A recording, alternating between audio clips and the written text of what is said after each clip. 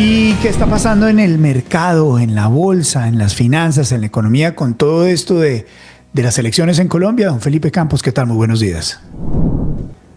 Buenos días, Luis Carlos, feliz martes para todos. El capítulo de hoy se llama Vecino, a cómo me deja el barril de $90. Después de todas las noticias recientes, el petróleo se ha estabilizado, pero sigue siendo un petróleo muy alto. Estamos hablando de un salto cercano a $30 frente a los niveles que vimos el año pasado. En el caso de que el barril se quedara en estos niveles, pues uno diría, pues el barril de 90 vale 90. Pero en economía la pregunta correcta es cuánto le está costando al ciudadano mundial pasar de un petróleo de 60 a uno de $90 y cuánto le cuesta a Colombia.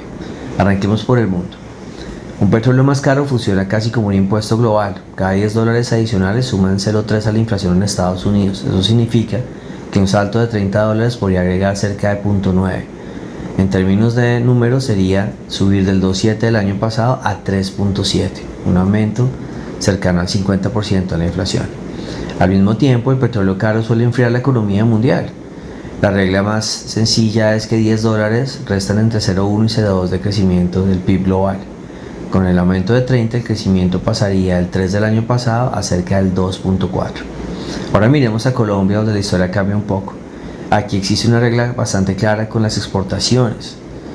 Un salto de $30 significaría cerca de 6.600 millones de dólares adicionales en exportaciones.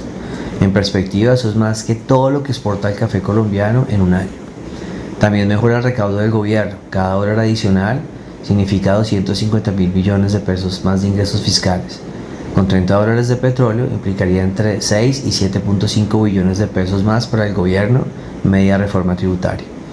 En Ecopetrol el impacto es impresionante. El mercado usa otra regla, que cada dólar adicional aumenta medio billón las utilidades de Ecopetrol.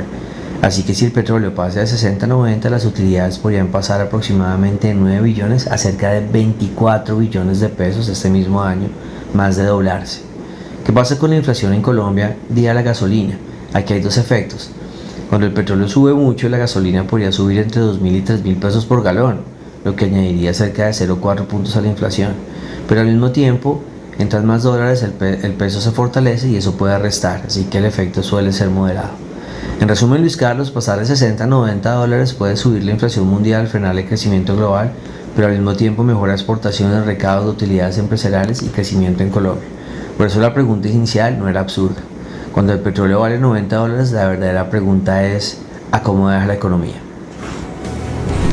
Los indicadores económicos en Vélez por la mañana son una presentación de Bancolombia.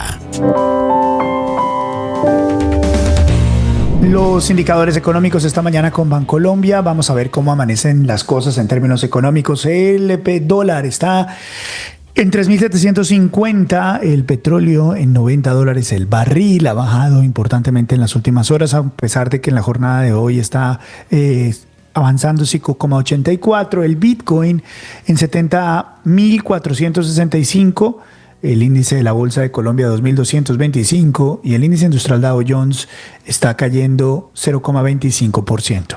Los indicadores económicos esta mañana con Bancolombia.